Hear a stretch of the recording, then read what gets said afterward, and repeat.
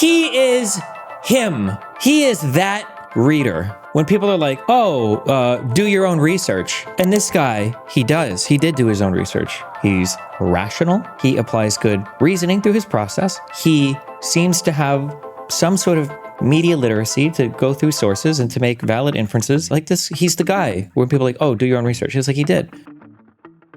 Welcome. This is Peter Miller, who is maybe one of the most technically successful professional debaters in the world, I guess. How many people get like paid prize money for debates? I think I'm the first guy to win an internet argument, because normally I actually met Sar in the comment section on Scott's blog. Mm-hmm. And I told him he was wrong. And he's like, if you're so confident, why don't you just bet $100,000 against me? We'll get some judges to decide this. Yeah. So I did. So you officially won an internet argument. Every argument was like that. You officially won an internet argument. You got paid a lot of money for it. Yeah. So I've been following this for a while. I got there in an unfortunate way, but I guess just to start real quick. So your background, I read you do like comp sci and you climb mountains sometimes. What do you have like a certain affinity for this type of like hyper, I don't want to say obsessive, but I will say like obsessive research into topics? Have you done this on anything before? Or was this the first topic you've done this on? Or what's your background for this? I do obsessive research into lots of things, and I blog about things normally. I've never done a debate like this before. Mm-hmm. I guess I didn't, like every year I prepare for a climbing expedition, and I didn't do an expedition the year I did this. So it was kind of like, the same, prepare for 6 months and then do something dangerous and then move on. Okay. And then you did Root Claim have that $100,000 challenge before you guys started arguing, or is that something they made after? He's had it for like 2 years before that. I only saw it when I met him in the comment section. Okay. But nobody had challenged him over 2 years. Scott Alexander briefly tried to do it. They were going to argue about like vitamin D effectiveness for COVID, mm-hmm. but they couldn't agree on terms, and Scott didn't want to take that risk. I don't know if you said this publicly or not, but was it your own $100K, or did you find somebody to stake you, or? It was my own money. Yeah. Okay. I took it out as a margin loan from my stocks. Figured I was getting it back, so I didn't really. Okay, so we have a Wall Street Bets poster as well. I see. All right. I'm curious, just before we jump into the whole debate stuff, do you think it's strange that on the Root Claim analysis, where they are so kind of like obsessively talking about odds for the debate and, calculating probabilities, did you ever discuss with them the idea of them offering you odds on the bet? Like if you have a whole system based on like, we're 94% sure, like shouldn't there be some kind of odd payout there then? Yeah, I asked him to do 10% of my net worth against 10% of his, but okay, he said no to that. Okay. I said 2-1. He said no to that. Dang. He wants to do a rematch also, and I've told him maybe I'd rematch him if he'll give me better than 1-1 odds, but I haven't said yes to do it again. I was kind of burnt out after I finished the first time, honestly. For sure. So wait. If you rematch him right away, if you give him better than 1-1 odds, like you would have to give him odds to do the debate again? No. I said if he wants me to come back and do it again, maybe he should. Okay. A sweeter offer for me. Okay, gotcha. I do think it's funny that one of the things that I say constantly, and this came up in your debate, I call this like all roads lead to Rome, where when you're arguing certain conspiracies, every piece of evidence can always like actually point to the same place if you really want it to. Like one loop I noticed you guys kind of got caught into. I almost wish you would have, there's a lot of things where I say wish you would have done this, but I'm thinking from my perspective of being way more brutal, where all of the evidence for zoonosis could actually just be evidence for lab leak. Like there's a world where you find the actual crossover species in some cave and they're like, thank you so much, you just proved lab leak, because that's the one that they actually captured and then put in the lab and then they leaked the virus from there, And I thought it was funny that after your guys' debate, they adjusted their odds and calculations, and their confidence went up after losing.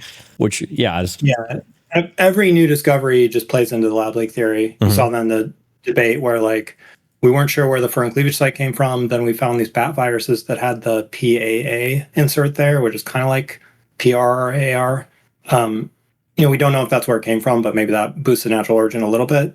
And then Yuri decided, that just means that the lab, must have found one of these secretly before the pandemic. Yeah. Now he needs 2 secret viruses, not just the one that's like COVID, the backbone, but also the other one. And then that kept happening. They found the RPD in nature, and it's like, the lab just had that. So if you find the raccoon dog in nature, you could say, the lab just had that. Mm-hmm. Or I think what might happen is if we eventually have a really good argument that shows proves that the animals at the market were sick, because right now there's a little bit of ambiguity there, they'll just say, oh yeah, of course the animals weren't sick because somebody from the lab came in and got them sick. And if anything, I feel like that would have worked as a better primary lab leak theory, because then they could say that because that would actually overcome, in my opinion, the biggest mind was the fact that all of the cases started at the wet market. And at least you could say, well, they had a virus that didn't transmit to humans, and that's how they got it from the lab to the wet market, although that would require like weird intentionality, and you need something else to explain that. But at least you would overcome this hurdle of, I just thought it was so funny. Man, there are so many points in this debate where I would have been so unhinged, because if you would have lost this debate after some of the arguments that were made and unchallenged, like the statement that you couldn't easily pass a virus on a train, but you could very easily pass it in the wet market, I would just lose it. I was like, hold on, we need to talk about this for like 50 minutes. What do you mean you would never pass a virus on a train? It's just like, yeah, crazy statements. Yeah, the whole third debate came down to SAR saying that the Huanan market's like the only place that can spread viruses. The perfect, yeah. Perfect. Yeah, and then the western part of the Wuhan market is the best part. Yeah. And then even if that were true, that also means that if one person from outside Wuhan came in with the virus, it's natural, but it comes in as a traveler, it would also show up at Huanan. So at that point, if that's your argument, you're arguing between like natural origin anywhere in the world versus lab leak in Wuhan. Yeah. Okay. On the whole debate format, I'm curious, what are your thoughts on like the root claim approach, or we can say like Bayesian stuff, inferencing in general? I mean, I think the debate challenge thing he came up with is actually an interesting invention, and I think it would be fun to see some other controversial topics discussed this way. Maybe not the whole 18 hours, but 5 hours or 10 hours or whatever. I don't really think the Bayesian thing is any better than normal logical arguments, because you just you throw these 10 numbers together and multiply them, and you pick which 10 numbers and you pick what the numbers are, and the other guy can pick 10 completely different numbers, and it's still subjective which of those is correct. Yeah, I remember I had a debate with a guy a long time ago actually over, it was something political, and he was the first guy I heard bring up this idea of like, well, I use Bayesian inferencing to decide. It was like, what was the likelihood that Trump colluded with Russia? And I just remember feeling the frustration as we went back and forth, where I was like, this feels kind of silly, because I feel like you're disguising all these really difficult subjective questions with math, because you're kicking the can like back up the road to picking which variables you want to value. And then once you've chosen those, that's like the hard question. Well, doing like a calculation from that point is arbitrary. Like, it's not like a sophisticated and nuanced way to come up with an answer. You're just like kicking the can down the road. And I feel like it was very much the same. And you hit on that a lot, I think, in the third part of the debate. We were like, you could just pick whatever random numbers you want, like, and then you can double count or triple count depending on how you're measuring things. And yeah. There's somebody on Astral Codex 10 who was just talking about teaching kids how to use Bayesian analysis to solve all conspiracy theories. And I think that's going to go just as poorly. They were saying like analyze UFOs via Bayesian analysis or Bigfoot or and all those things. It's just like there's simple logical reasons why aliens probably haven't visited Earth, but putting that in numbers doesn't really help one way or another. Yeah, unless you're talking about like huge data scaled events or whatever, it seems kind of pointless. It works more for like a really small problem with just like two variables. Sure. But once you have 20 variables, 50 variables, it's kind of useless. One thing that really frustrates me, and it was one of the reasons why I enjoyed watching this debate, and I'm in the process of reading through both of the judges' decisions. One thing that's really frustrating to me in the kind of this current like alternative media environment is, and I think I've seen you say this on your Twitter account, there's this phrase like, do your own research, or I want somebody who does their own research, and nobody does. And there is sometimes this, you've got like different layers of people. You have like, I don't want to like call out names. I don't want to like rope you into hating people, but so I view people like Joe Rogan or whatever. They'll have these people on and they'll say, well, this is good because we can have good long form conversations, and the conversations are just garbage. They don't actually get into anything. And then you have this second tier of people, and these are the ones that I hate the most. They have this like aesthetic of research or rationality, and what they do is they try to develop these like sophisticated heuristics or these systems or ways of looking at the world, but then they always miss what is like just this fundamental factual investigation of whatever the they're talking about. Like there are so many shows where I'll hear it said over and over again, just these random claims like, why do they give all 3 shots together for the MMR? Like, I don't know. Have you looked it up ever? Or people just ask these like really basic questions, like, have you done any factual analysis at all? And then like put them into your big conceptualized model of how to view the world. And I kind of felt similarly for the root claim stuff. It was crazy how many times in that third debate, at the end of like an 18.5-hour debate, Sarah's like, oh, well, I'll have to look that up. And it's like, dog, you have 30 minutes left on this $100,000 debate. What do you mean you'll have to look it up? Why did you look it up beforehand? What do you mean? And I feel like that's lacking. The people's like inability or unwillingness to like actually just like do a little bit of reading, Yeah. I mean, so I'm happy to talk about Joe Rogan or other podcasters if that's part of the show, but I think he's really gone downhill over the last few years. I watched a lot of those people before the pandemic. I was a fan of Joe Rogan, Brett Weinstein, Jordan Peterson, and like, every one of those guys has turned into conspiracy theorist or right-wing grifter. I don't know if that's just like we've gotten more polarized during the pandemic or those are just bad choices they've made. But like the whole IDW concept has gone downhill. And I think Rogan is like, I mean, he's more of a conspiracy theorist than ever. And it's also like he's very accessible. You go on Spotify or you go on YouTube and his videos are everywhere. So if you want to learn about a new thing, you should really go and like find who's the expert on this thing and watch their video, not just watch Joe Rogan's opinion on it because he can't be an expert in everything. Sure. And so it's like, I think of it kind of like as fast food equivalent for information. Like you can find a McDonald's anywhere, but it's not healthy for you to eat McDonald's every day. I actually think it's worse than that. It's like going to McDonald's and getting the McDonald's salad every day with a ton of ranch on it and pretending that you're eating health food. Because the thing that's like triggered me so much over the recent kind of alternative media environment is not so much that it's like garbage. It's that they wear this like aesthetic of rationality. When you talk about the IDW guys, they all do this like dispassionate, hyper rational and logical. And they just say like the most outlandish shit. I remember even arguing with Jordan Peterson I think like 2 years ago, like he's still bringing up like, haven't you seen the VAERS database? And I was like, do you even know what the VAERS database is for? And like, there's like the same talking points that are dispelled with like 2 seconds of reading. Yeah, and it's so frustrating because like if you were to describe like everything that you say to describe your like research process and everything else, I don't know if you noticed or not, but they're all red flags, right? It's like I like looking at how you describe like, oh, I do my own research. I don't have an educated background in this. I wanted to see what was going on. I was like, oh, this guy's going to be a full of like. I say the same thing about myself, like the way that I describe it, because like that aesthetic of like just being willing to do a bunch of reading and form your own opinion has been hijacked so much by all of the like counter narrative dudes that are now mainstream everywhere. I mean, yeah, people should listen to scientists and not me, technically, because I'm not a domain expert. But I mean, I did put in a ton of research for the debate, and that's one of the good things about the financial incentives. I'm going to try as hard as possible. And I guess what I'm saying is also endorsed by scientists now. I'm friends with a number of them I've met after the debate, and a lot of them will retweet the things I say. So, or when I say you throw up red flags, what I mean is that like generally the people who say those things are the people that don't do any research or homework. They're the people that like they wear those things as like an aesthetic, but they don't actually follow through on any of it. They just like do the jacking off, the just asking questions over and over and over again, and they like read about nothing about the topic. Yeah. I mean, there's probably red flags there just in terms of they start out saying you can't trust the authorities.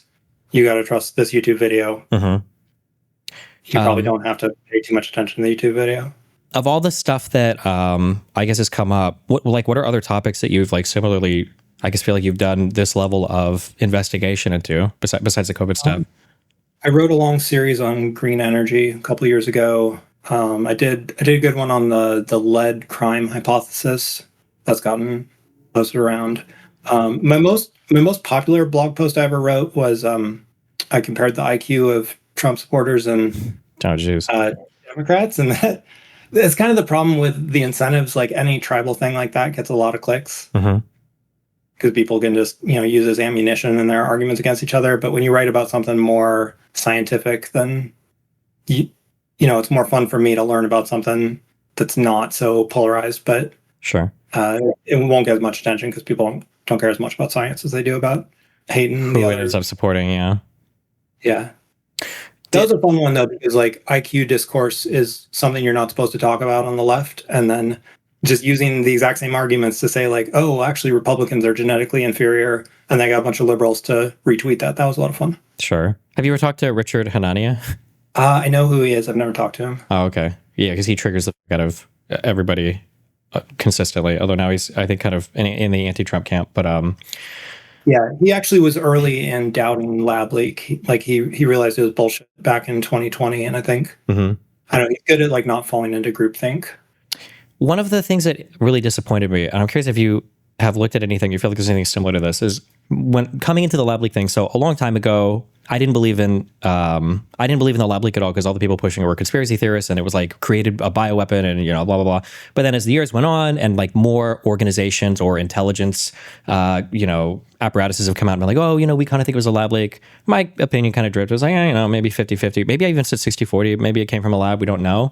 And then truly, it was really just like the first third of your the first 1/3 of like the first 1/3, I guess, your presentation in the opening. And after that, I was like, holy shit. This is like, I'm so unbelievably wrong. I'm cringing at any time I ever gave any credence to this whatsoever. I thought this was way closer. And I remember, I think coming out of the first third, I was like, I feel like the biggest point you have to fight back on now is you can't have all the early cases being at the wet market, because at that point, it just seems like the argument is almost unwinnable. Do you think that there are any other, and then obviously coming out of it, I'm like, Jesus, I don't know. Yeah, there's no shot that I think a reasonable person could believe this without some kind of non-scientific information. Like if you actually had evidence of agents taking a virus to the wet market, you would immediately shift, Do you think are there any other like theories where you feel like the public is kind of 50-50 on it, and you're like, I think the evidence is actually way stronger on this side than most people realize?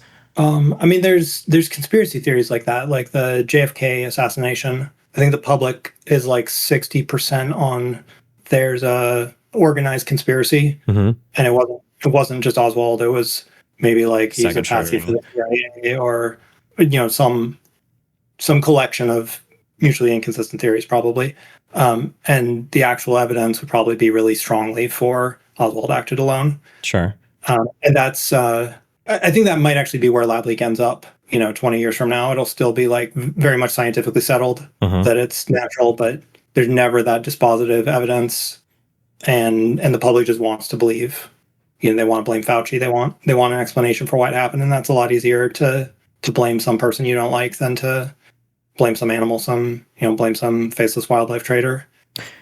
Yeah, that thing that you just said about it in the future is actually one of the things that bothers me the most. Is I don't like the idea of there being an idea that there's so much evidence against it and it's so clear cut, but I can see in like 20 or 30 years it will be a legitimately contested thing, and I can see parents telling their kids, like, oh, the 2020 election was stolen, like we know that for sure, and it definitely leaked from a lab, like everybody knew this and they covered it up, and that idea of it just kind of somehow, I guess, like congealing inside of our collective minds and then going forward forever, it kind of bothers me. Yeah, they're already putting it into like high school curricula.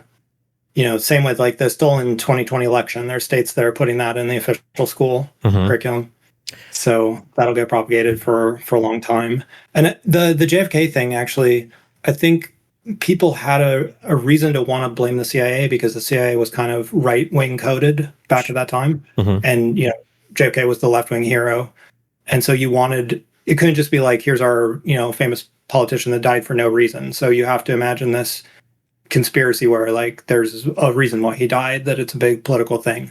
And I think we saw that last year with the Butler shooting, where people on both sides, like on the left, it's a staged shooting, and Trump cut his own ear or something. And on the right, it's like this guy, he's working for BlackRock or the government or whatever. And you don't want to just believe that this kid's just some crazy incel that wants to kill, because we still haven't figured out what the kid's politics were, but like he Googled like appearances for both Biden and Trump, and it's kind of just like he wanted to shoot somebody to be famous. It's not even clear it was.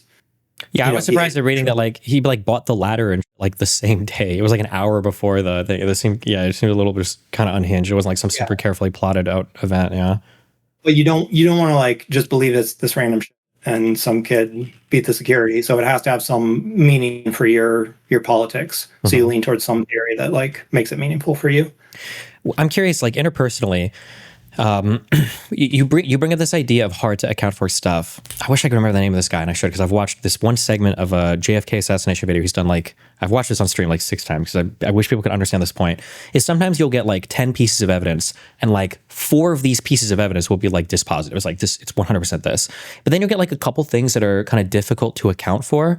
But these couple of things will like ruin people's minds, right? Like I think for the Oswald thing, he shot pretty quick. Like they were pretty quick shots, but it wasn't like impossible. But I think they were like pretty quick.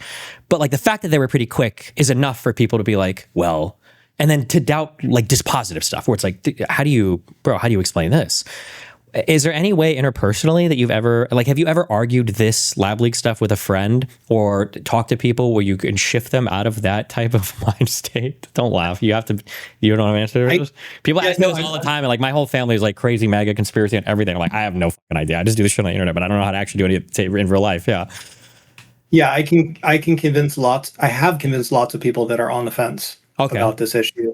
Because like, it's like where I was or where you were, where it's like, oh, it's 50-50. I don't know. There's so much conflicting information. And you don't like really have a biased or motivated reason to want to believe it's a lab leak. You're just like, this is complicated. I can't tell. Mm-hmm. And so people like that, even Scott Alexander was like that. He was like 50-50 or maybe like 60-40 leaning Zoonosis before we started talking to him, before he wrote that blog post. And then he looked at the evidence and said, oh, wow, this is a lot stronger. All the epidemiology for cleavage sites really not that convincing. So people like that I can get through to. People who want to believe lab leak because it's like part of their identity are pretty impossible. Like I have a cousin that I talk to about every conspiracy theory, and I've haven't convinced him on this or really any other conspiracy theory. Okay, yeah. Yeah, if somebody's genuinely on the fence, yeah. Or sorry, go ahead. Yeah, like every conspiracy theorist is a lab leaker, except for like the handful that don't believe viruses exist or whatever. But like every lab leaker is not a conspiracy theorist. Mm-hmm. There's lots of completely normal, completely sane people that just are confused on this or haven't looked into it that closely. Did this get like more attention or less attention than you thought it would on the internet when you did the debate? It still probably hasn't gotten that much attention overall. I mean, it's like 50,000 views on the whole YouTube sequence now. I think the biggest spike was when Scott wrote his article about it. Mm-hmm. So it's been very influential in certain circles, like the rationalist community that reads Scott's blog and smart people like that. I don't think it's filtered out into a wider audience, and I guess I never really thought it would. Sure. It's kind of like I could clean up my own like information neighborhood. The places I talk online, I could maybe convince them, but I never thought I'd like convince Fox News viewers or millions of people. Did you ever get any like noteworthy or semi-noteworthy people that wanted to challenge you on it after you or after the debate went live? Like want to do a new debate? Yeah, like any, maybe not necessarily like a Weinstein or a Dr. Malone type, but like any of these, like maybe a tier below, any kind of like well-known, like anybody in Yuri's circle? Nobody? Oh. I've challenged some of them, actually. A few people have. Everyone wants to argue with me online, but then if they go for long enough, I'll eventually say, okay, let's get judges and put some money behind this, and then they always disappear. Mm-hmm. Which is, not everyone has that kind of money or that time, obviously. But I've extended that challenge to a few people, and they've always backed down. Yeah. And I think I think somebody like a Ridley or Chan probably know that they wouldn't win this kind of debate. Like their evidence just doesn't. It sounds great in like 20-minute format with a couple of bullet points, but it doesn't actually hold up in a debate. So mm-hmm. It's hard to know who's like a true believer and who's lying, who's a grifter or whatever, because there's a mix. Like Sarr obviously believes this completely, mm-hmm. and he thinks his Bayesian reasoning works all the time, sure. And he's not lying about any of this. But there's probably some people that are. If you look at like mainstream like shows or larger conversations, I say mainstream, but like if you were to have like a conversation from normal people, one of the things that I find really difficult about some types of conspiracies, especially when you talk about like grifters versus real believers, is sometimes like if somebody says a statement like, this virus looks manufactured, it binds perfectly to human cells, and there's this thing called the furin cleavage site that was artificially inserted. Like that's a statement that you can offer, and there are a lot of true aspects to that. But I feel like that's a statement that you can say in like 10 seconds, and I feel like it would take you like 45 minutes. Like the average person probably doesn't know what a nucleotide is, right? And you have to to talk about like out of frame versus in frame insertion, or what does furin even do, or like it just seems like so much legwork to get through. How do you, I guess, have you talk about like talking to people personally? For people that are on the fence, do you have to run through all this legwork, or like what are the most compelling pieces of evidence that you show them? I guess specifically and then more broadly for conversations like this. The good thing is I've built a bunch of videos about this and Twitter threads and blog posts, so I can at least link explanations rather than just repeating it every time. But yeah, that's a lot of work. And like, if somebody challenged me to an hour-long debate, we each got half an hour, I would probably just avoid that, because I don't think you can unpack all the subject material in that much time. Sure. And that's what's so hard about this compared to other conspiracy theories, like a 9/11 conspiracy theory. It's pretty obvious right away that there weren't like explosives in the buildings, or people can intuitively understand something like that. Or even like vaccine debates, it's kind of easy to tell who's crazy and who's not. Sure. But understanding virology well enough to know what a foreign cleavage site is, which ones have been added before, why a scientist would choose this one or that one, is so much work. And there's so many hours of lab leak theories and objections that you have to overcome. Like, this wasn't 18 hours because I wanted it to be 18 hours. It was that long because there's that many different versions of the lab leak theory that you gotta work through to take the whole thing down. So if you end up debating this in half hour, like, good luck with that. Well, I feel like, just going off of everything, like I said before, I feel like the strongest thing that I would harp on would probably just be the origin of the cases. Like, the fact that there were so many early ones that started around the wet market. I feel like it's almost inescapable. There's that, and then that's tied into another thing that conservatives say all the time, where they'll be like, "Oh, the lab was right next to the wet market on the doorstep." But where they say, we were on like Piers Morgan last week, and he said a mile. Yeah, and it's. And I did, but the thing, if you watch that episode, obviously I wasn't ready to go into all the lab leak there, because that was not what that show was about. But I offered to fight against it. But obviously these people will never accept a debate. Like, they have to be ambushed with it. But but even saying like 1 mile away, like, we're Americans. Like, if you go to New York City, like, Central Park is like 1.5 miles away from the Empire State Building. Like, what do you mean? It's like right next to it. Like, it's such a stupid statement. But it's not even a mile, right? I think it's like a 12.5 mile journey or something. And I feel like just like Manhattan to Queens or something like that. It wouldn't even be in the same borough. I feel like that. So I feel like that's like the most compelling, like, pro wet market thing. Like, how do you possibly account for the spread otherwise? And then there's one thing that you did. I don't know if you did. I think you might have done this in part 1 of the third part, but I thought that this was extremely compelling. Is you flipped and you said, if a single one of these pieces of evidence were in favor of the lab leak, it would be completely over, right? Like, if all the cases originated from around the lab, that would be it, right? If you had positive tests of samples from the lab, that would be it. If your first 4 or 5 cases came from the lab, that would be it. Like, you only need like one of these. And I think even you said, and I would probably say, oh yeah, I'm actually probably way more in favor of the lab side. But the fact that you have all of these things that just continue to point towards the wet market, and nobody's priors update or whatever, nobody changes their mind even a little bit more in that direction. Yeah, it's very frustrating. Yeah, so people are going to come back with, oh, well, the data is fake, China, it's biased, ascertainment bias, or they're just hiding the earlier cases. And then, you need to be ready for that.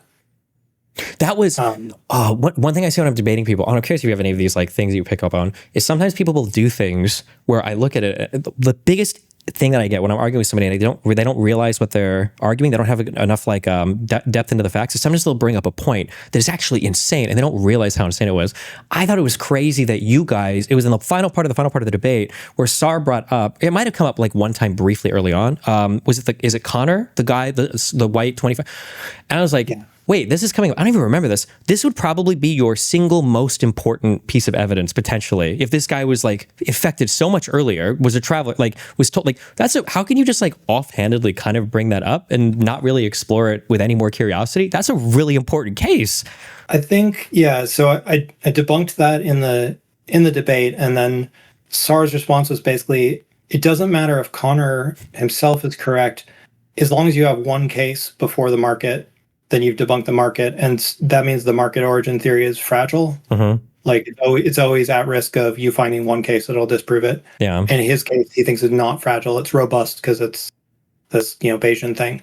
And a lot of it is just his case is not like not as concrete, and that's why it's not as fragile. Like, if you said, I think the lab leak started on November 15th, then all I have to do is find a case from November 10th that's outside the lab, and I can break that. So his argument's not like actually robust. It's just that it's not well specified. Yeah. It's the lab leak happened at some month, at some lab, via some mechanism.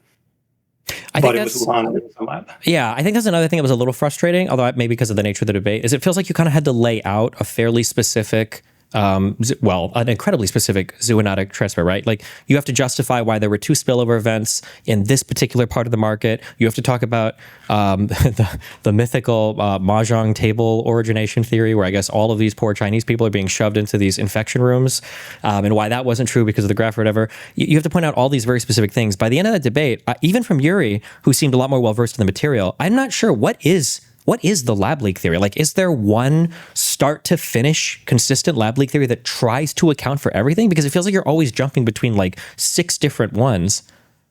No, they're obviously not. And they throw in details. There's the September database, and then there's the November 3 sick workers, and then there's the October like hospitals and cell phone records, and those are all mutually inconsistent. I think you were starting to pick up on all of that by the end of the debate. Like you looked at the parking lot, the satellite photos of the hospital parking lots. Oh God, yeah. And it's like they're comparing last year versus this year and different weeks from each year. And I would never bring this up in a debate because it's too much mathy stuff, but I feel like it's incredibly compelling that I never even considered. I hate that I consider this. Our growth rates. When people say things like, oh no, I think the first case it probably happened back in like maybe late August or like early October. It's like, and what? And then I think even Star argued, it was probably cryptic transmission for 2 months. And then the perfect super spreading areas are the wet markets, and it can't super spread in any other place. And it's like, yeah. Sorry, go ahead. Yeah. I cut you off. And if those hospitals were actually overloaded in October, then that means there's a huge number of cases in Wuhan, and there should be cases around the world. And everything needs to fit a timeline.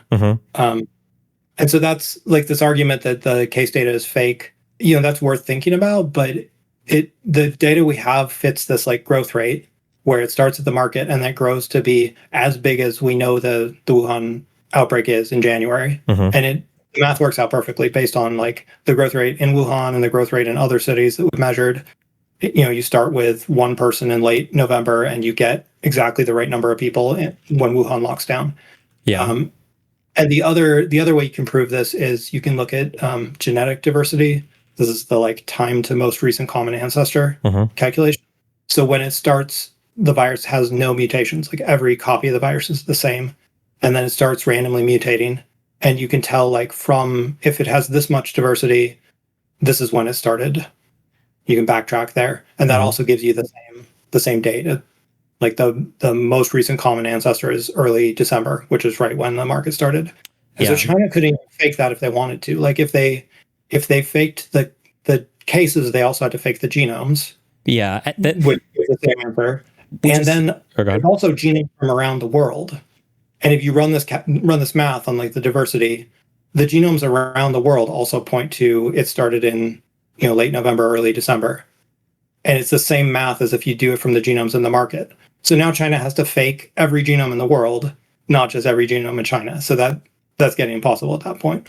Yeah, and it's funny because what you're talking about there would actually be a really good place to apply some sort of like probabilistic inferencing, right? Is like, what are the chances of if we see a thing that's spread in this way over and over and over again, empirically, not theoretically or hypothetically, like we actually have measured it, like wouldn't it be more likely to do the exact same thing in these different environments, or in the Wuhan market environment? It's very annoying that there's like 2 levels to one. People will say something like, oh, they faked some data. And one, people won't realize the level of investigation you can do, right? Where it's like, sure, you can fake some data, but then like you said, like you were sequencing genomes from so many different viruses. This is a very, very hard, you can't just like, flub like an English essay and hide, like some guy's name in a paper. This would be a lot of work to fake this. And it would require a lot of, it would be a lot of work from a lot of different people collaborating who've never leaked it and they've never made a mistake and all these other things. And you didn't even focus. You'd have to start early. Also, you can't just go back and fake it, because they're giving out data through December. Yeah. So at what point did they know about the lab leak and when did they start faking it? Yeah, and you brought this up and you didn't lean much into this, but I thought it was a good point. It's like not only were they faking it, but they were doing it while going out to dinners and taking pictures with all the other researchers, and nobody was like letting anybody in on this. But one thing that's like very frustrating, and I find that when I see people do this, that I really start to question the motives, is they'll have this like theory, okay, and then they'll have like they'll have a conspiracy and they'll have a reason to back it. Not all conspiracies are false, but they'll be like, oh, China definitely wants to cover this up. But they won't even consider for a microsecond and I could be wrong, but my opinion is just based on how China wants to present itself to the world, is trying to grow, middle class, be industrialized. I feel like China has just as much of a reason to hide it coming from a wet market, but that's not even remotely considered. Because I feel like to some extent, that's a very humiliating event, that if you have people eating like disgusting animals from a wet market and that is causing these worldwide pandemics, like I feel like they would have just as much incentive to cover that up, but instead they fake all this data to make it look like that's actually what happened. Yeah, I don't know. It seems so dumb. Yeah, people don't understand the politics there. Like the story is, oh, they're making up this market outbreak to hide the lab leak, but in reality, the Chinese government doesn't say it's the market. Their theory is that it either came from outside of China, maybe on frozen food, or it came from a U.S. lab, something like that. So every time you bring up the market outbreak, they say, oh, that's not true. It didn't start there. So like, why would they fake the data to point to the market, but then also not even agree with that? Why would they go on to say, oh yeah, this, and also why wouldn't they fake the data to be really good if they wanted to do that? Yeah, I was gonna say that too, because they cleaned everything. Why wouldn't they just say, oh look, we have the original genome? Why the fuck would we be using car models and all this shit that I barely even understand? Yeah, on both lineages. Yeah, like they decided to fake a market event that has only 2 spillovers, and they're hoping that everybody just happens to piece this together through. And then the whole like the secret virus thing, but then they publish like the RATG. They publish that after the outbreak, and it's just like, or like why would they even publish anything relating to any of these? Yeah, it's so hard to explain. That's why I was asking, like, is there one lab leak theory that tries to account for everything? Because it seems like there haven't been. Yeah, there are people who have their own lab leak theory, but there are lots of different people and there's lots of different theories. Yeah, and every time the data actually comes out for the market theory, China is usually unhappy about that. Like there was this raccoon dog DNA that came out in 2023, and it came out almost by accident. And like Western scientists analyzed it right away, and China took it down after we discovered that there's like raccoon dogs and civets in it. And they tried to cancel the, I think it's GIS Aid. It's this database for genomes. Yeah. They tried to cancel the accounts of the Western scientists who looked at the data and said that they'd done something wrong by looking at the data from the market. So like, if they're trying to fake data to point at a raccoon dog, why would they be angry when that data comes out? Yeah. No. Yeah. One of those. Yeah. In the WHO report, they even denied that there's animals at the market. They said there's nothing illegal, no wild animals. Look somewhere else. Because I think when they went and they did the first sampling, I think they killed them all, right? Or at least removed them. We don't know. Either the vendors took out their own animals because they knew a few days in advance that something was up, and then I think the authority killed all the animals on December 31st. They definitely didn't test any live animals. They tested like a couple of frozen animals from the wrong species, and then they tested some stray cats. I like the one point, again, you didn't lean into any of these that much, but I still appreciate it. The fact that they'd removed that fucking character from the signs in the wet market showing that they had the live animals, I thought was very funny. I just saved that for the debate because that was just fun to ambush. So that one, I figured you never would have noticed that. Yeah. There are also just like a couple of like really interesting facts, like the fact that on, I think it was on December 31st. I saw this as I was going through Eric's write-up. I didn't know this. And on December 31st, they'd already said that there were like 27 patients, and they thought there was like some wet market connection. Yeah, and this was before like all of the lab leak and all these other huge conspiracies, started and everything. So one thing that Starr kept saying in the last debate that drove me crazy, I don't understand this. You kept saying that because when people get sick at hospitals, I guess my guess is they keep some samples, I guess, to retroactively test if they need to. That's what it sounds like from your debate. To go back and look at stuff, but he kept saying that like there's no way they could have tested retroactively because they'd be trying to find this case in the middle of 80,000 flu cases or whatever. And I didn't understand that talking about. He kept bringing it up. It's like, I mean, you would just test it. It's not like it would be like you would test it, and if you get a PCR match or whatever, then that would be it. I didn't understand that talking point. That kept coming up over and over again. But I mean, they did test samples. They tested 40,000 samples from blood banks. People that donated before the pandemic. Yeah, and none of them had COVID in those samples, and they tested like saved flu samples, like 1,000 of those, and there's just nothing from before December. Yeah. So I don't know what Sar's idea was there. Yeah. When you were approaching the debate for this, had you already like made slides up for like other debates you'd had with people or anything, or did you start this whole project like from basically nothing in terms of like having a formal presentation set up? I mean, we started negotiating in like February, and we didn't finally do the debate until like 7 months later. So I was making slides for most of that time just as I went along. I was confident enough that I knew the right answer, back in February, but then I had a bunch of time to learn more and more about it. Mm-hmm. And so I just kept making my presentation a little better. And then I'd only finished the week 1 presentation by the first week. And then the week 2 was only like half done, and I just finished that quickly in time for the second debate. Okay. Do you when you were doing week 3, I made that on the spot because I didn't know where we were going to go in the third week debate, so I kind of just made that once we were done with 1 and 2. When you were doing the initial preparation and you were doing the research, I guess, for the 7 months leading up to it, did you have like expert friends that you could reach out to, or was a lot of this just like reading papers or YouTube videos? Or so I had one like paid research assistant his name's Shinji Yong. He's on Medium and Substack. He's a kid in Malaysia that just finished his master's degree. I think he's starting a PhD right now. So he had more like biological sciences experience than me. Mm-hmm. And he's also he's more diligent than me, I think. Like I'm kind of ADHD, and it's hard for me to sit down and read like 10 papers about something. Sure. So I'd give him like a topic and say, read every paper about foreign cleavage site insertions or something like that. And he'd read them all, and then he'd send me like the 2 most important ones and the summary of the other. And then that worked really well, especially like during the debates when we only had like a week in between to research stuff. I could offload stuff to him, and then I didn't have time to, I could focus on the more important stuff. So I got help from him.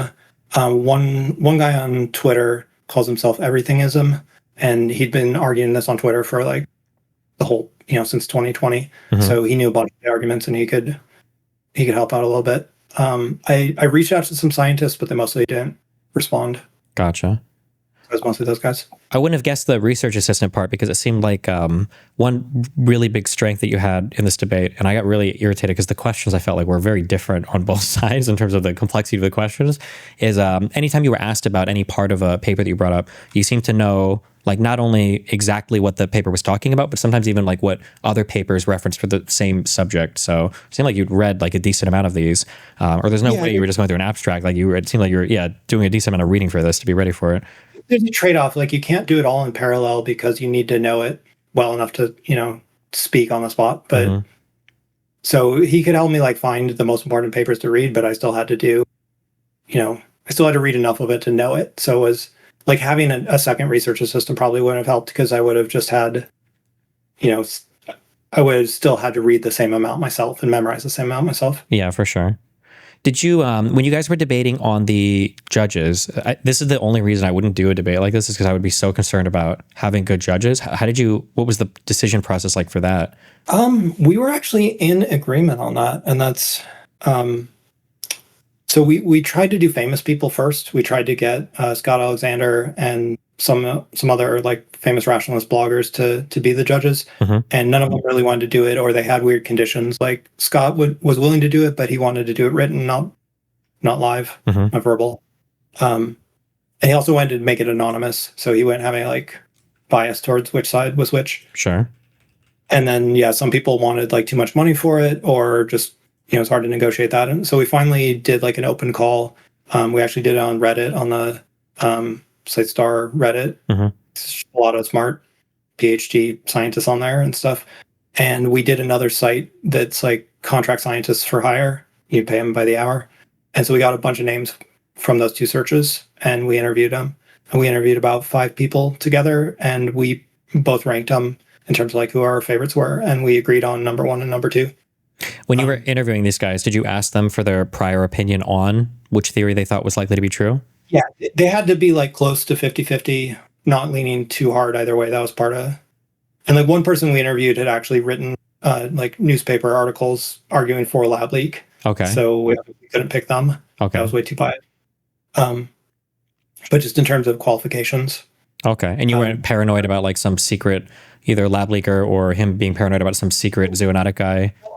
I was paranoid for sure, but because one of the guys, Will Venturin, has actually worked with David Relman, who's a lab leak guy. Okay. But like he was a student under him. But David Relman is like one of the sanest lab leak guys. Like there's a handful of people that are like him that are just like, we don't know for sure. It's important to investigate. But David's not out there like pitching the individual theories about, the stuff that's easy to debunk. So I wasn't, I had like a vague fear that like David set him up to it, but didn't turn out to be true. Okay. Is there a reason? It's unlikely that like both of them are going to be biased also. Sure. So Is there a reason why you went with 2 instead of 3? that was Sar's choice. Okay. I thought it was crazy at first because it can draw, but also maybe that's like a feature because for some issues maybe they're so controversial that you do want a draw. We gave each judge the right to do like yes, no, neutral also, or like Zoonosis, lab leak, or undecided. And so it was like if one of them's undecided and one votes Zoonosis, then I only win 50K. Yeah, I saw that in Eric's intro. He wrote that. Did you, when you guys were deciding about like the debate format, did you have like a time in mind in the beginning? And why were you okay with, or was it a big deal that he got to kind of like bring a ringer in for the middle part, that Yuri could come in to debate the middle part? Yeah, good question. That was a hard part about the negotiations. He actually wanted it to be me versus the root claim team, so it'd be like a 1-on-5 debate because he has his own research team plus Yuri.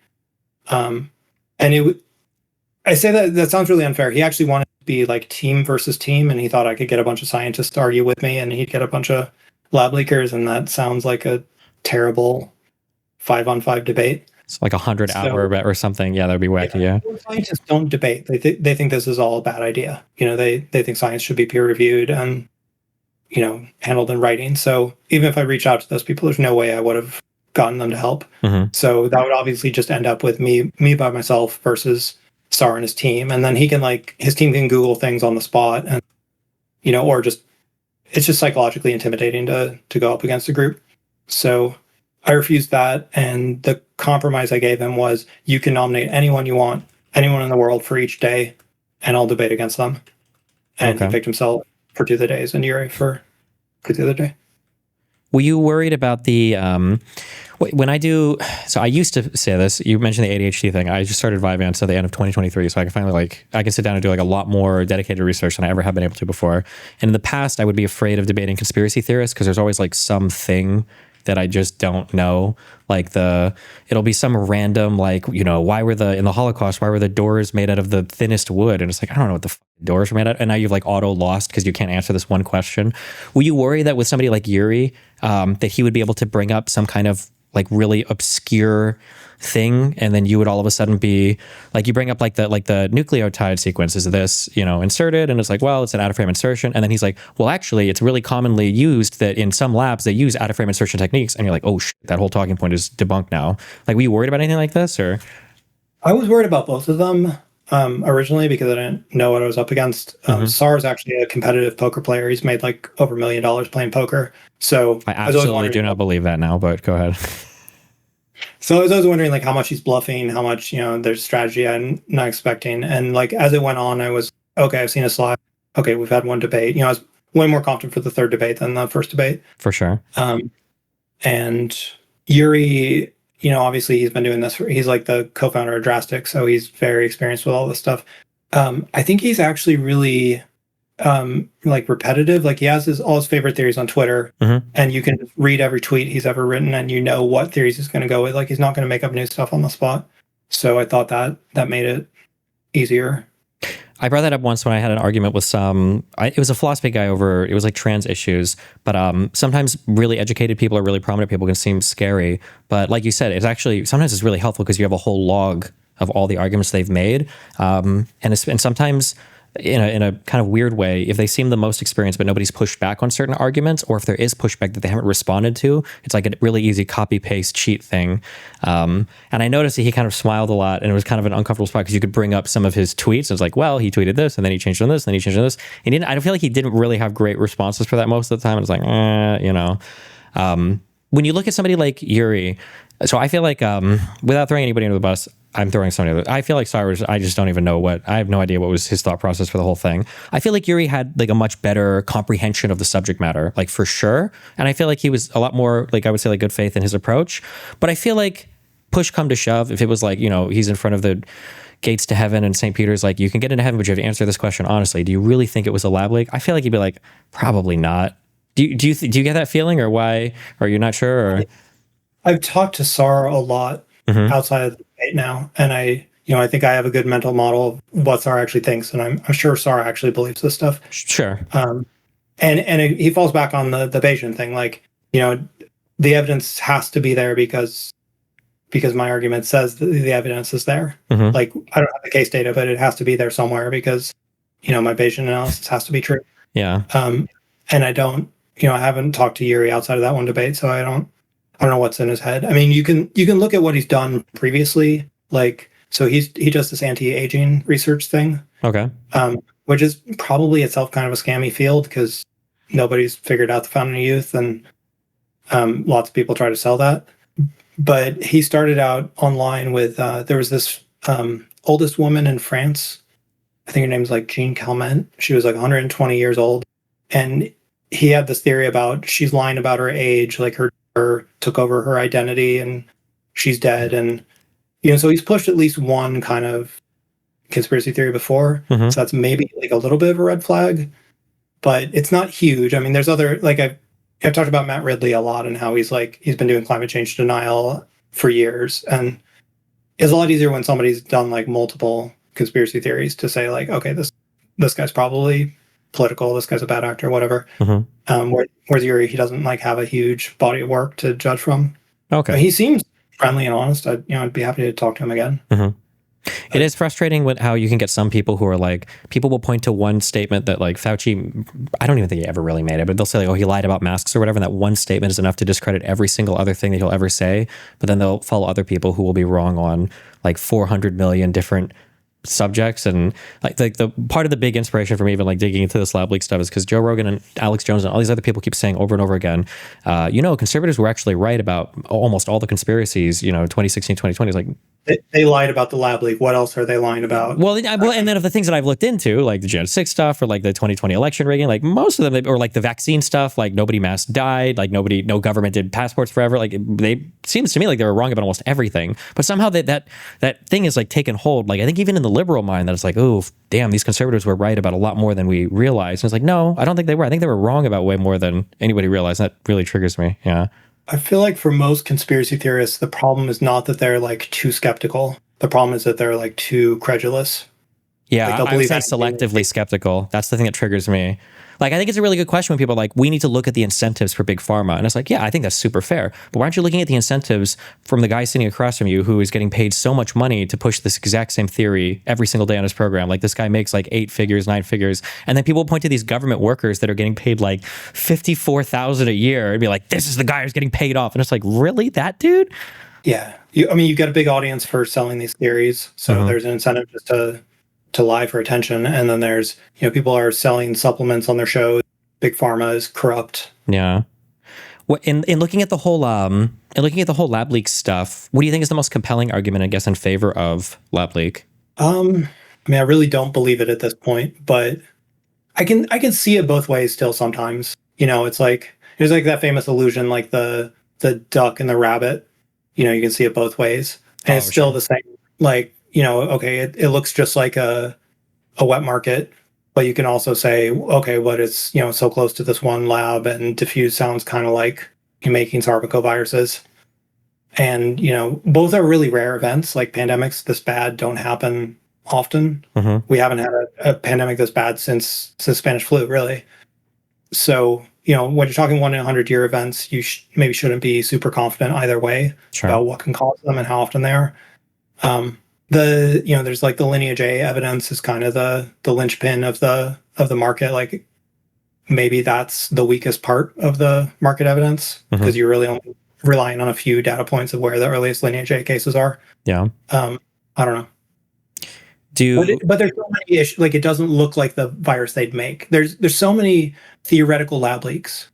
If we're doing the Bayesian thing, like you can imagine of all the viruses they could leak, most of them would be really obvious because the first case would be at the lab.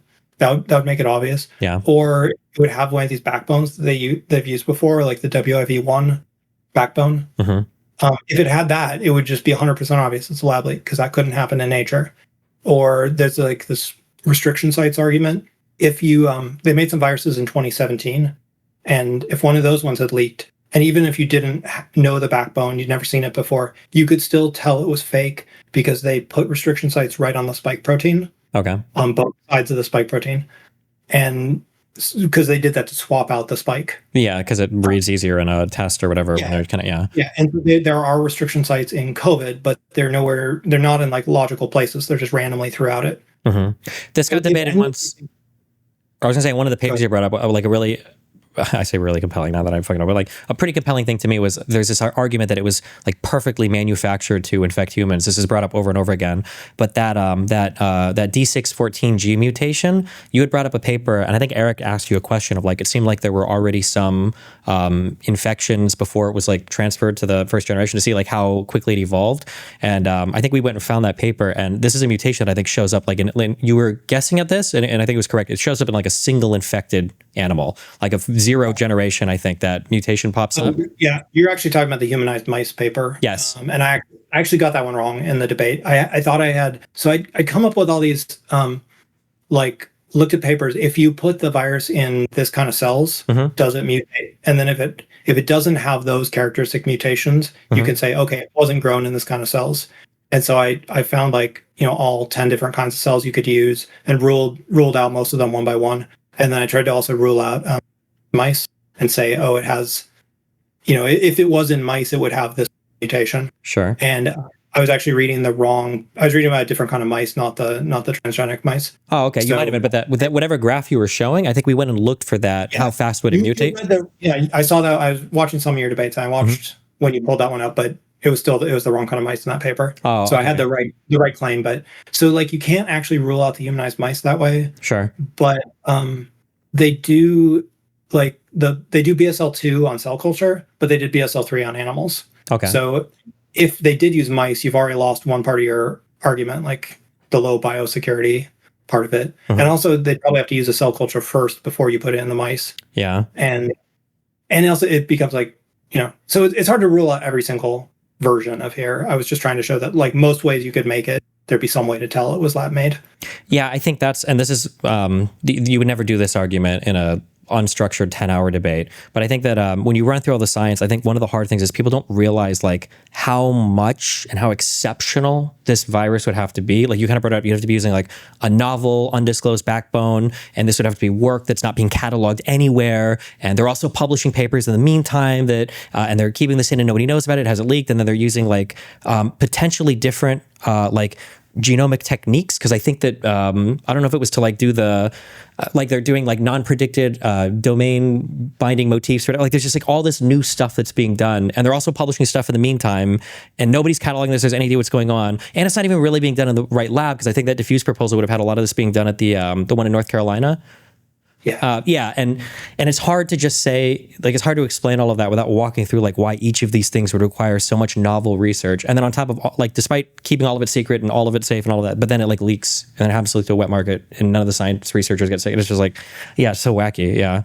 I was really irritated by the end of this, because I like, and I don't know if maybe I'm swinging toward the other side, but it seems exceptionally impossible. Like, I don't know if I could take somebody seriously who said they've done a significant amount of digging into this and they are pretty like 50-50 on it or whatever. It seems almost impossible to believe in the lab leak right now, unless you have some like extra intelligence, like an actual plot, Yeah. But all the intelligence is just like coming straight out of the Trump administration.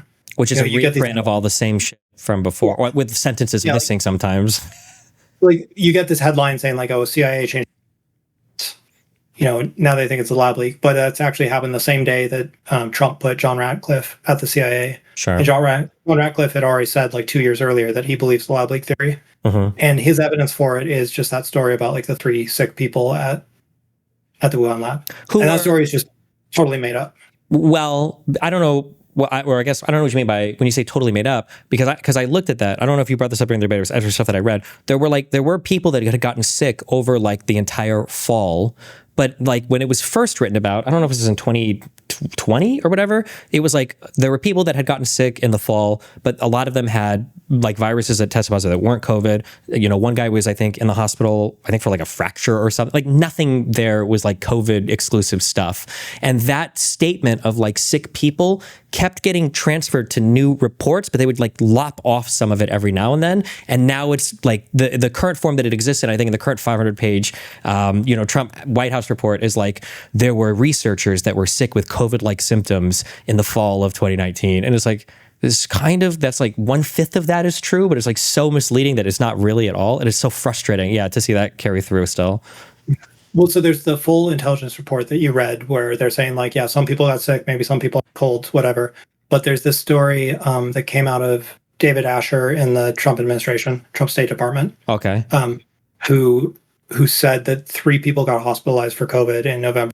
Oh, I haven't seen that one. Okay. And so he said that the first time in this State Department memo that was, I think it was January 15th, 2021. So it's 5 days before the end of the first Trump administration. So, you know, they're like, they've just gotten done with denying the election and like January 6th failed. And they're like, release this on the way out the door. And then that kind of went silent. Oh, he also told that to a few newspapers at the time. So he had a few different versions of that story. And like one of them is the 3 people got sick and one of their spouses died. And sometimes he leaves out the dead spouse. And sometimes he says it's like, we know they got bit by a monkey at the lab. You know, it's like every time he tells the story, it's different. And so that goes silent for a while. People, you know, Biden's in office. And it shows up again in May of 2021. And there's this article in the Wall Street Journal by Michael Gordon that says, like, I've talked to anonymous government sources and we have intel, you know, 3 people got sick in November 2019. Michael Gordon happens to be the journalist that first said that Iraq has weapons way back when in 2003, I guess that was. Sure. So, you know, like known government propagandist. And his anonymous sources are obviously just Trump's State Department. But I got this huge splash in the paper because like every other big newspaper says, oh, if the Wall Street is reporting this, then I'm going to report this. And you can look at like Google Trends, like when people got interested in lab leak, that was like the first big spike was with that article. And everybody, you know, everybody on social media changes their mind that day. I went back and Nate Silver up to his priors and like Noah Smith, you know, people like that. They see it, oh, okay, the government is onto something. But it's still just this recycled story that probably just got made up in the first place. And then like Josh Rogan added details to that. He said that like, oh, we know it was ground glass opacities. And it turns out that Josh Rogan is just friends with David Asher. Yeah. So it's just a small group of people spreading the same story. Those are, and then I was gonna say Nate Silver and Noah Smith, those are the people who are like, they're not Joe Rogan. I consider these people to be much, much smarter. They have a very good thought process, but they don't have all the facts sometimes. And then I see them kind of take these statements and I was like, no, guys. Yeah. Yeah, I'm not criticizing them. Like they're smart people. You know, Nate does great election analysis and Noah writes a lot of interesting stuff about other topics. But these are like the smart centrists that are getting fooled by this stuff. And they're helping like move the conversation along by bringing it to the mainstream, right? Like it used to, in 2020, it was this right Li Mengyan on Fox News saying it's a Chinese weapon. And then by 2021, they've like this new and improved lab leak theory where it's not a bioweapon, now it's a leak. So it's easier for people to talk about, and they're getting more like mainstream and centrist people to believe it. And then like Jon Stewart was also influential that year, but you know, a bunch of articles like that. But it's still just like fake intelligence. There's no, as far as we can tell, there is no actual intel on 3 sick people. Yeah. And when the CIA says like, you know, what do they think about it? They're actually just relying on the same story. That's what John Ratcliffe is. And even then, like John Ratcliffe has talked about those people before. And when he talked about them, he said like, oh, they got disappeared. You know, they got sick and then China made them go away. But today we've actually given names to them. Like they did this Michael Schellenberger Substack where he said it's Ben Hu and, you know, these 2 other people. And this is like a week after he's like talking about, oh, the government knows about alien craft. So probably not the source you would use if this is real information.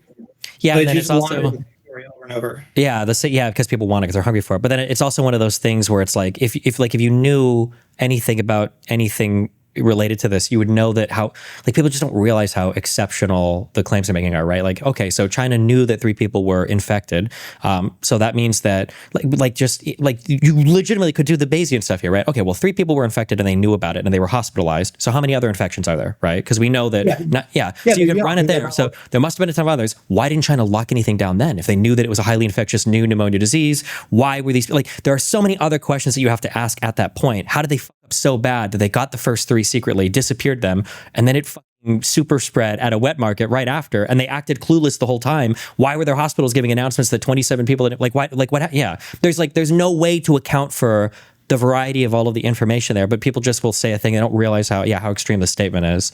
Yeah, exactly. Like if there's 3 people and they actually got hospitalized for COVID, like how often do you go to the hospital in your 30s? Mm-hmm. And so it's probably not just 3. It's got to be like, if it's 5% hospitalization rate, you've got like 60 people that are sick at the lab. So it's the whole lab. Yeah. And it's the whole lab, but then there's not a cluster, or at the hospital they went to, it just one person from that cluster goes to the wet market like a few weeks later. None of it really makes sense. Yeah. If you were to do this, so Rootclaim updated their argument, and now they are even more in favor of it. Would you do that debate again? I know you mentioned it earlier. Would you do it without odds, or would you need odds this time, or why wouldn't you do it and even 100K again? I would maybe do it again. I mean, it's a lot of work for, it was over 6 months the first time, and in write code for, to make more money without risk. So in that sense, it's not like a great way to spend that time. I feel like it, maybe it has some social impact because a lot of people, or some smart people have paid attention to this, and it would be very good for society to kind of move past this theory. So maybe it'd be valuable to do it again, just to like show it wasn't a fluke that I won the first time. But I don't think it would be a lot of fun to do it again. Sure. I feel like I'm guessing I'm actually helping Sar a little bit right now with a debate that he's doing. So he's busy with another project, so we couldn't do a rematch right now. Okay. I feel like if you were to do it again, I'm guessing there'd be a lot less groundwork you'd have to cover in terms of like basics, like having to learn basics, but like, the lab leak theory evolves. Sure. So I got to learn all the new lab leak theories, and there's been like, we had the 60-page diffuse final document before, but now we have the 1,400-page diffuse draft document. So I have to go read 1,400 pages and see, if there's anything important in there. And one good thing is that like AI has got. Wait, your mic's cutting out a little bit. Wait, that whole last 5 seconds I missed. You said AI has gotten a little bit better? Go ahead. AI has gotten a lot better in the last 2 years. So I could maybe sub out more of the research to like have ChatGPT read the 1,400 pages and summarize it. I have to rely on my friend for that. Gotcha. As much, but you're quant. Yeah. Would you and then are there any other, if you had to debate like one other subject, I guess, assuming it was like a similar format, what other subject would you debate? Never thought about that. Never thought. Do you have like a strong opinion on like climate change or anything else, or like a thing that you think is like everybody believes something? Yeah. I mean, I could do a climate change debate. The hard part is finding judges for a lot of this stuff. So like Star's debate right now is he's debating COVID vaccines, and Rootclaim is actually taking the pro-vaccine side on that. Steve Kirsch, who's anti-vax. Okay. And they're arguing whether COVID vaccines killed more people or saved more lives. Jesus. Okay.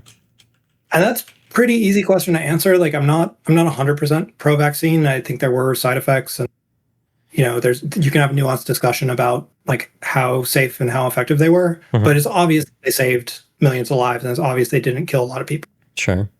So you need judges that go into that, and they're like 50-50 on that question. It's like if you had a flat earth debate. I was just going to say that, yeah, flat earth. Do I want a 50-50 judge on flat earth? Is there a 50-50 judge? Oh, yeah, I'm on the fence. We need to debate a little. Could go either way. So I think it's hard for the really out there topics. And okay. And then are you like, in terms of stuff that you consume online, are you like a big member of like the rationalist community? Do you read all the Scott Alexander stuff, or are there any other content creators or podcasts or anything you consume? I read him, his blog, and a lot of people similar to him. Don't watch a lot of podcasts right now. I watched Dwarkesh and Robert Wright, sometimes Steve Shu.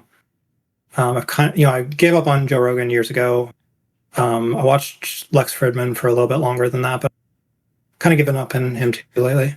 But gotcha. Trying to think. Last question. Do you have any hot takes on AI alignment? I don't have any strong opinions on AI. I'm kind of afraid that I'm going to be unemployed programmer within like 2 or 3 years at the rate we're going, and I should probably like bank as much money as I can programming now before that happens. I was blown away by like the first ChatGPT around like 3.5 was pretty bad, but with the jump to GPT-4, it was obvious that it was getting smarter faster, and every step from there has been very impressive. So I'm definitely on the side that like we're going to get AGI soon-ish, or something that's just very useful either way. I think deep research is very useful. It'd be hard for me to even start a brand new leaning on AI a little bit to start the groundwork. Okay. All right. I have one more. Not really, no thought about like Doom or anything, but Okay. One more question, just because this guy helped me a lot with my reading and research. He says, could you please ask him what he thinks about the Mojang mine leak hypothesis? Were the miners contaminated by a SARS-related virus or just a fungal infection? A master and PhD thesis wrote that the plasma tested positive for a SARS-related virus, but Chinese official cause of death was a fungal infection. Have you ever heard of this before? yeah, I'm definitely familiar with that one. So this was a popular theory in 2020, and it was like, the idea was that like they went to this mine shaft in 2013, 2012, something like that, and there were miners there that got sick. Could have been fungus, could have been a coronavirus. Sounds vaguely like pneumonia, and so maybe it was actually something like SARS-CoV-2, and then maybe they saved samples from those miners, and then maybe those samples leaked out when they looked at them again in 2019. So first off, half the miners died. Damn. So that disease would be like 50% fatal. So you wouldn't actually need gain of function research. That was the theory. You'd need like loss of function research to make it, because COVID's only like 1% fatal. The other thing is it's like completely, it's mutually inconsistent with all this stuff. Like people say like this diffuse grant can't be a coincidence. But if the Mojang mine theory is true, then the diffuse thing is meaningless because it's a separate theory. And if diffuse is true, then the Mojang is meaningless. They're, one of them has to be a coincidence, and I think both of them are coincidences. Gotcha. Okay. Yeah. Well, do you want to link anything, or any questions or anything, or anything you want to say to everybody who's been forced to watch your 15 hours of debating? Yeah. No, I guess I wanted to talk just briefly about like why this is important. Like in 2021, this was all just kind of fun. Like people are spreading wacky vaccine conspiracy theories, and I was debunking them just because I wanted to know what was true. And like, does ivermectin actually work? Why am I believe this? Like, I had friends that didn't get the vaccine and they went and got ivermectin online instead, and I wanted to know, like, is this crazy? Are they going to hurt themselves? Yeah. But the thing now is that like all these theories are so mainstream that they are the government now. Like RFK Jr. is the head of Health and Human Services. Yeah. And so he has like he fired all the competent people who do vaccine policy, and he replaced them with like Dr. Robert Malone. Yeah, exactly. And so all these theories are like guiding our major health policies, and they could have really big risks in the future. Like we could have an H5N1 pandemic coming in the future. Low odds, but every year that would be really horrible. That would be worse than COVID. And he's making choices that will prevent us from responding to that. Like to vaccinate against that, we usually grow flu vaccines in chicken eggs, and that's really dangerous with H5N1 because it's a bird flu. So if that like flock that we use to grow the vaccines caught H5N1, it would come in and kill all the birds we need to grow the vaccine. So we couldn't actually, prevent the disease in humans. Something that's related to what you're saying that actually really triggers me, I hate that this phrase even exists, is I feel like we're so poisoned against gain of function research, but I feel like if you applied this to any other field, people would see the obvious benefit, like gain of function to atomic science, for the Manhattan Project for nuclear weapons. We obviously have to do this. Gain of function for AI, right, is kind of, you argue, is what it is, right? But when it comes to biological stuff, like I think people would want to completely defund and get rid of all of it. It's like, even if we ignore all of the positive side effects of creating vaccines and everything, like, wouldn't we want to know what our enemies are creating? Like, how could you really just ditch all of this? And yeah, it's very frustrating where the mind is, I guess, socially on that right now too. I mean, I think a big part of the problem there is we don't know how to ban it narrowly. So like there are a couple bills to ban gain of function research, but they're going to ban like most of virology if you follow the text. There was this one from I think it was Kansas Senator Roger Marshall, and he was saying, wrote down some of the text of this one. It's like, if you're working with influenza, coronavirus, or any synthetic construct, and you're testing, does it change infectivity, transmissibility, pathogenicity, or host range? You can't do that experiment. So it's just a really broad. Yeah. And so if you're like, you want to understand how COVID escapes human immunity, because it does that, with Omicron and the next variant of Omicron, you can't do that experiment anymore.